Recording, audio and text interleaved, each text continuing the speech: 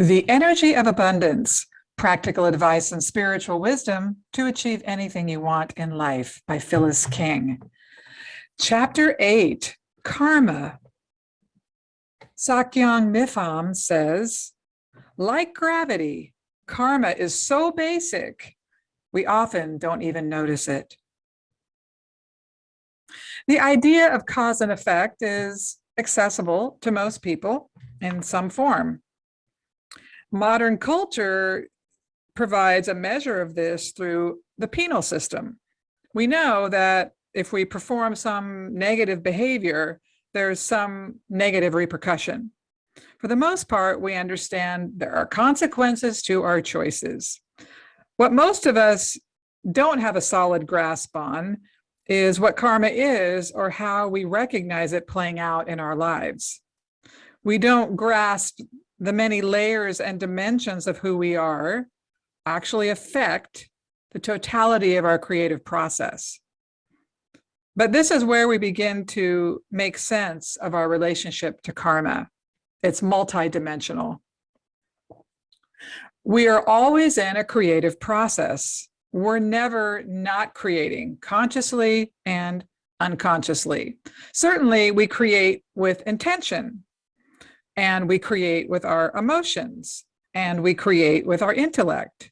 But we create from the unconscious body. We create from our energetic body as well.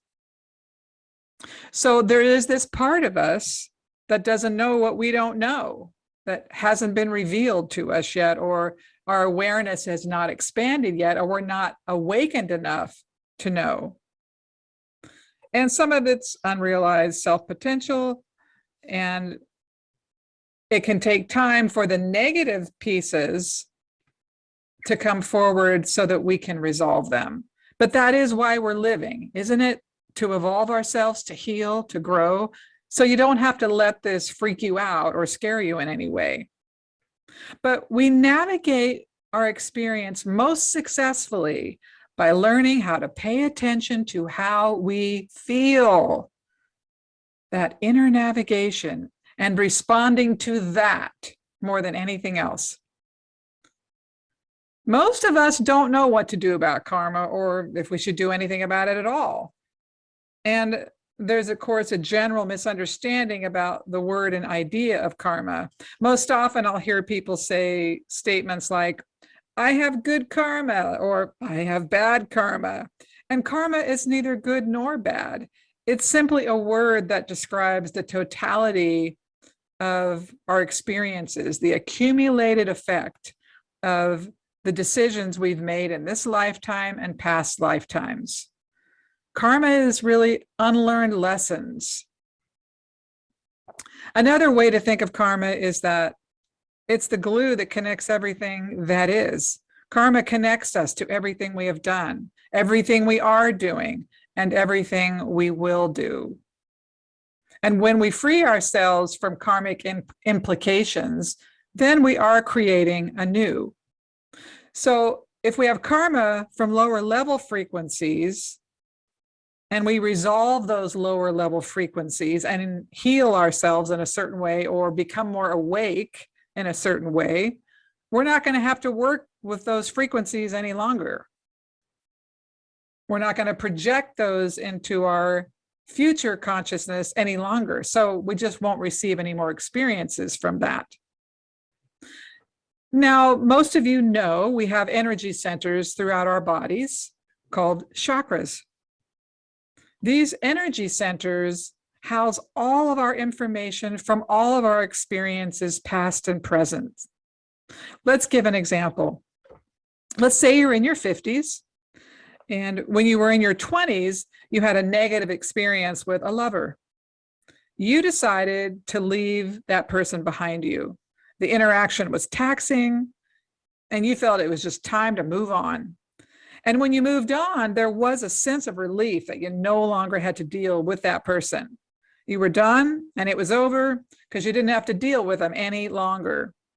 The experience of negative, however, is still registered in your energy centers. And at some point in your life, now or in the future, you'll have to come to balance with those frequencies, or you will attract more experiences with that person or other people to cause you to resolve whatever perspective you have of negativity around that. It's going to come up at some point. Why? Because consciousness wants us to heal. It wants us to raise our vibration. And so until we get it, until we're awakened around a certain point, we're going to experience in some manner. Imagine if the schism occurred in another lifetime. You may not have the memory of when you met that person, but you'll be drawn to them, or perhaps even repelled by them, depending on the situation. But your energy centers have the memory, they have the recognition. It's a magnetism. So even if you chose to not deal with this lover from 30 years ago, you'll have to deal with the belief at some point that they left in you, or that you generated around that particular interaction. You'll have to deal with it until it becomes harmonious, or at the very least neutral. So as I move forward into how do we deal with complexity and challenge and pain, how do we know what the right direction is, the right way to go to not only feel better, but mitigate karma? Well, it's actually simpler than you think. Simple to understand, not always easy to do.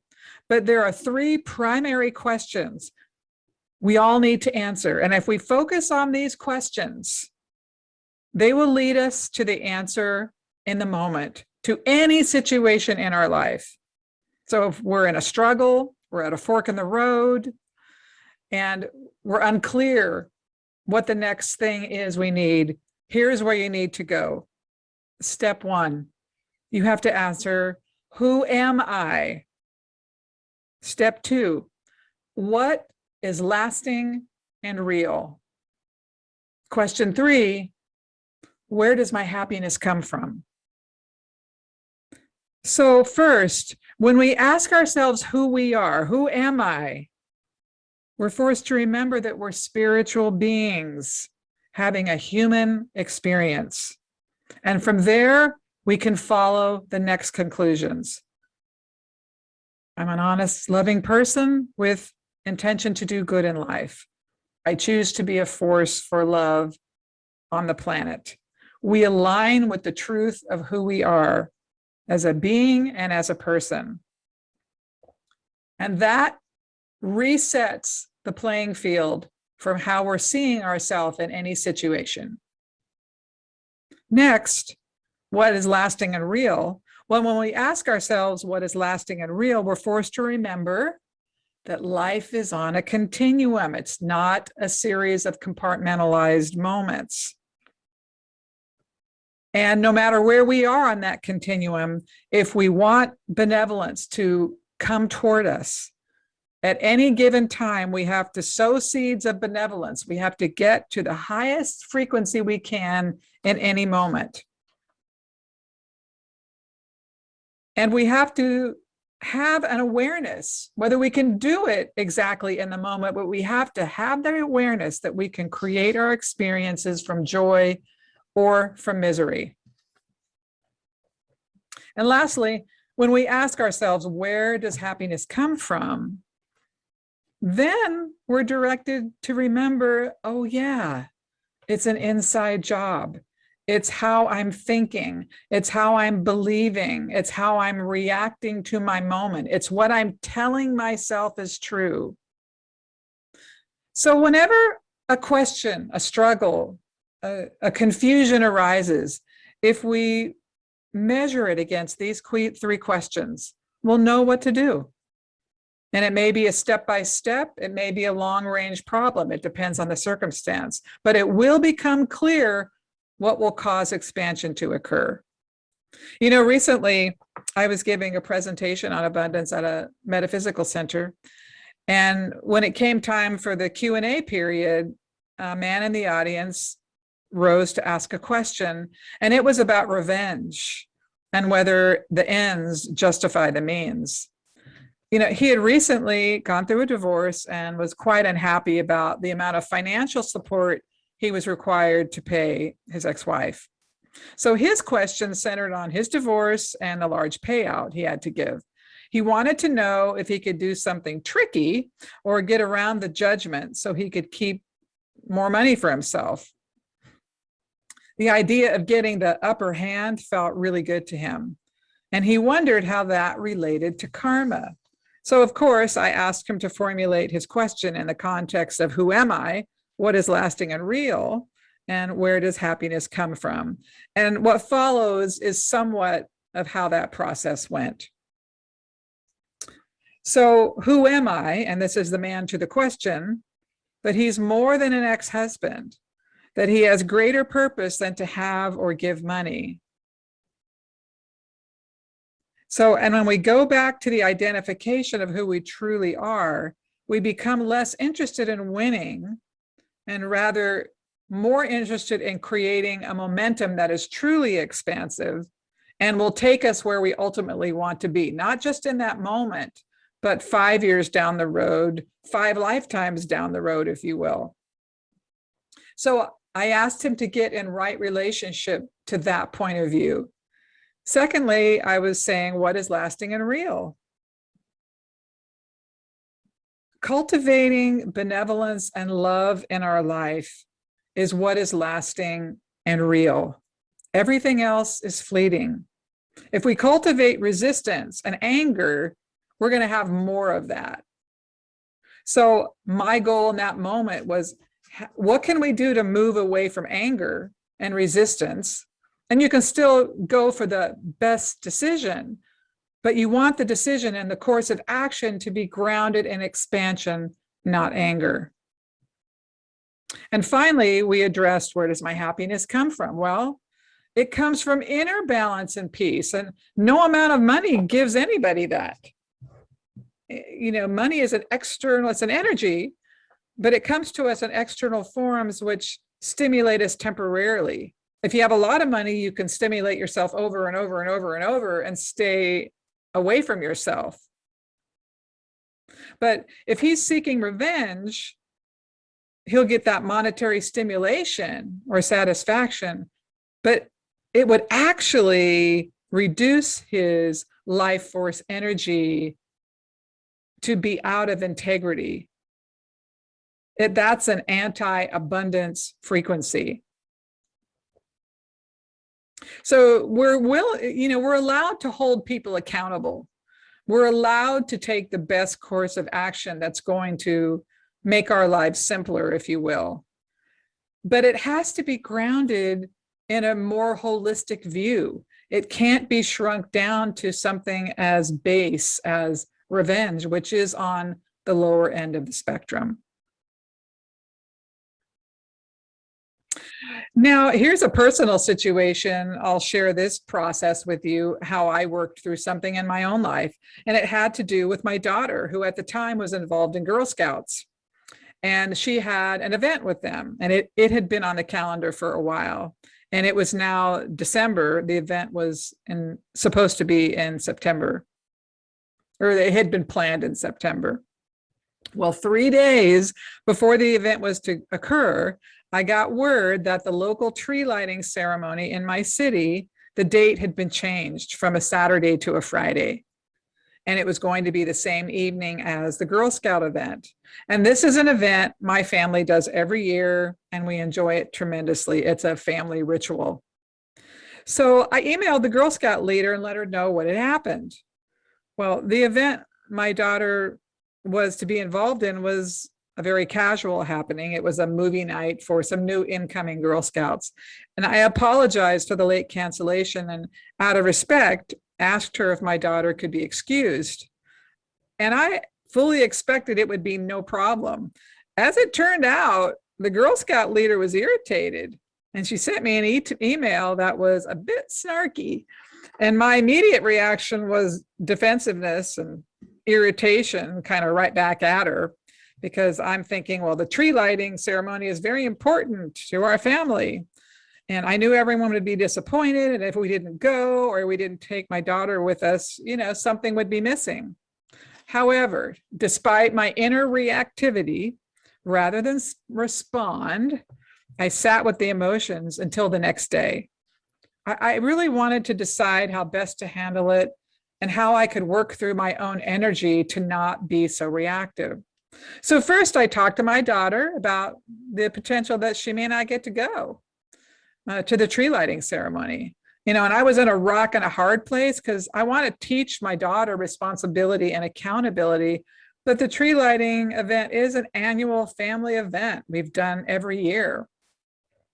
So again, rather than react with all the emotion I was feeling, I chose to allow more space into the situation. I took no action. But I began to see in a short period of time, I was imposing the feelings of being in a rock and a hard place. I had complete authority to take my daughter wherever I wanted to take her. But in my heart, I wanted the approval and I wanted the Girl Scout leader to support us. I wanted her permission. I didn't want her to be mad at us. But in the grand scheme, if she was, and I let that affect me, that's my problem. What other people think and feel and how they react is on them, not me. So my first step out of this little quagmire was to recognize I already had the power to do what I wanted to do. I didn't need anyone's permission. That inched me closer to expansion. Then I realized that although Girl Scouts is not a big deal to me, the Girl Scout leader eats, lives, and breathes Girl Scout activities. Every activity is a big deal to her and her family. So I needed to have a broader empathy and understanding of her feelings. Once I did, I felt more compassion toward her and understood why she might be irritated. It caused me to relax inside again. I again inched closer to an expanded awareness. Finally, I did reach back out to the Girl Scout leader and apologize for the last minute cancellation and promised we wouldn't do it again. And when she responded, she was somewhat curt again, although less this time. And she finished her email with, "Have a good time." So she got what she needed, which was an acknowledgement. And she was able to vent her frustration and disappointment, which she is allowed to do. And she also understood that I wanted to have her permission, and she gave it. So I got what I wanted, and I did so through as much expansion and expanded ideas and feelings as I could do. I could have just said, go to hell, do what I want. But that doesn't necessarily feel good. It feels somewhat empowering in the moment to punch out, but those actually aren't abundant or expansive frequencies. So the time I took to sort through everything made all the difference in the outcome. And then I felt at peace. I was not carrying anything forward with me.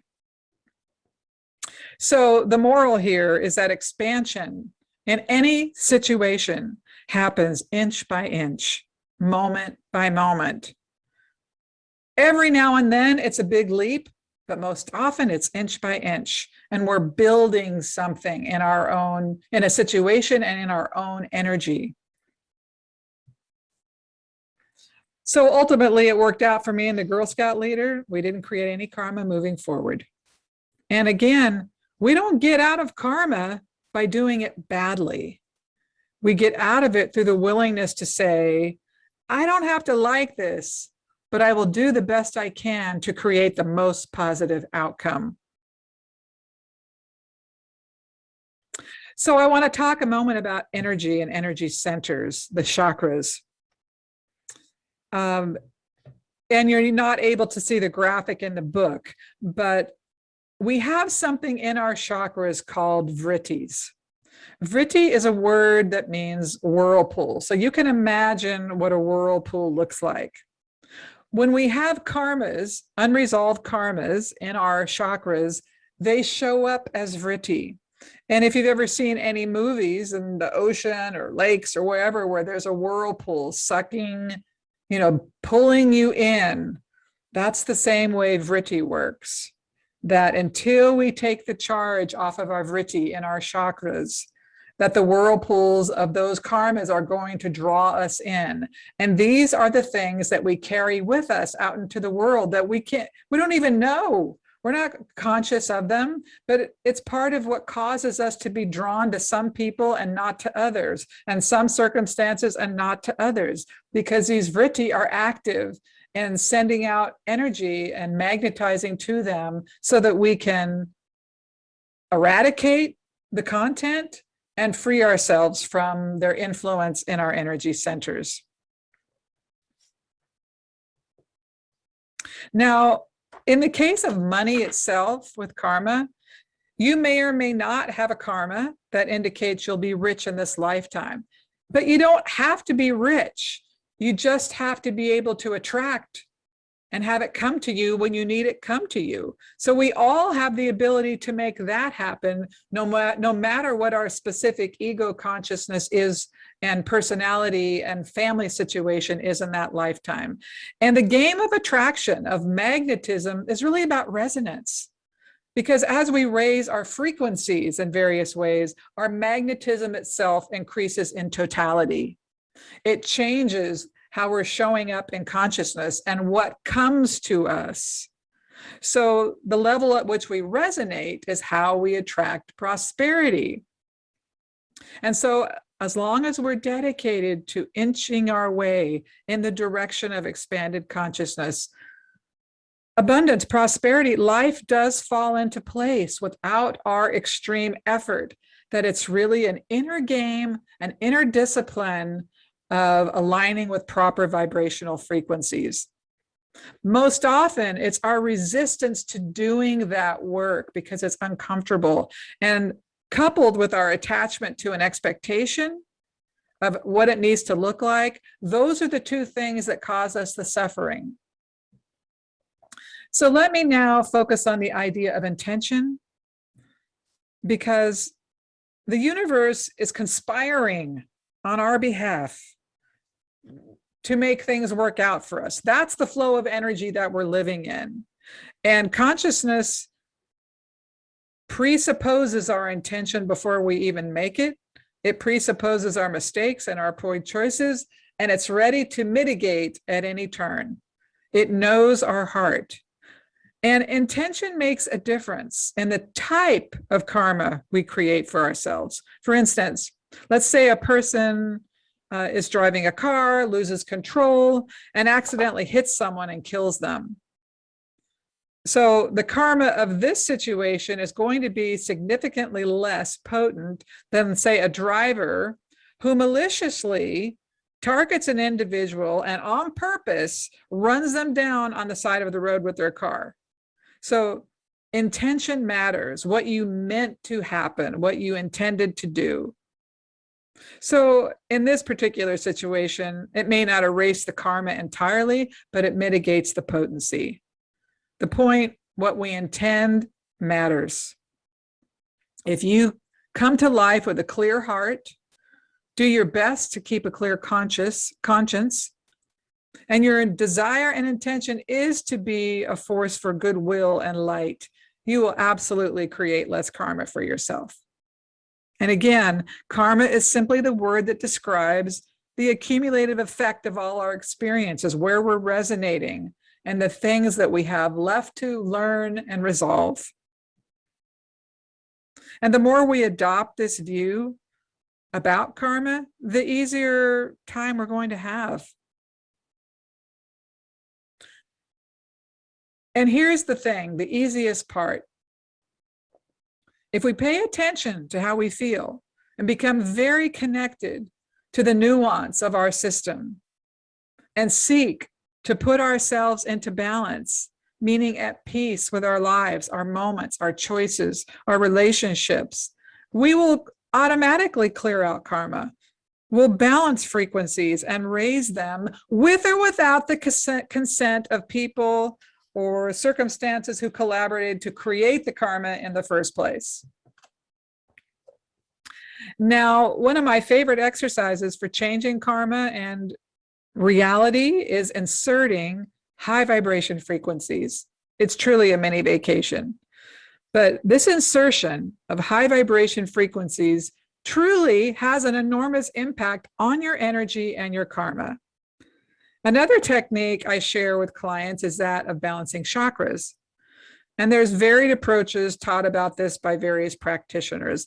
My technique is to go into the chakra, see what's going on, change what needs to change, clean out, reset the vibrational tone for that moment. And I do that with the client. They participate. It's a collaboration. And of course, there's many techniques and mechanisms to do this by many practitioners. And here's the thing. I don't know that one is better than the other. I think what's most important is that you align with the practitioner you're working with and that you feel ready to receive the benefit that might be coming to you in whatever way it wants to come. The most important piece is a desire to receive and that you trust the person you're with. And as for choosing the right person, the most important part is to ask for the right and perfect person to show up, and they will. And then pay attention to how you feel as you're interacting with that person. And the moral here, the last statement of this chapter is, we are not resigned to karma to dictate our happiness and well-being. We can engage with it, we can resolve it, and we can create a momentum that truly becomes more benevolent as we progress ourselves in our personal evolutionary pattern.